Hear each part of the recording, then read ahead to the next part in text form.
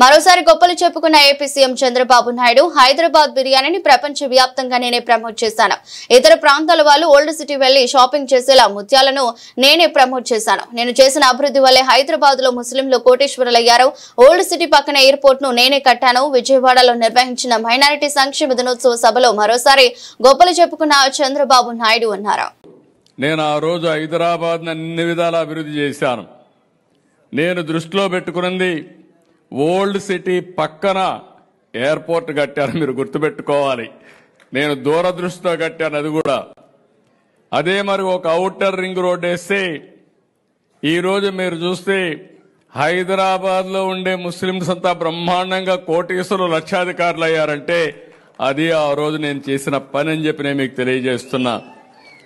నేను ఎప్పుడూ ఒకటి చెప్పేవాడిని, హైదరాబాద్కి ఎవరు వచ్చినా నేరుగా పోయి ఓల్డ్ సిటీలో షాపింగ్ చేసే విధంగా పెరల్స్ని ప్రమోట్ చేసింది కూడా తెలుగుదేశం పార్టీ. హైదరాబాద్ బిర్యానీని కూడా ప్రమోట్ చేశాం.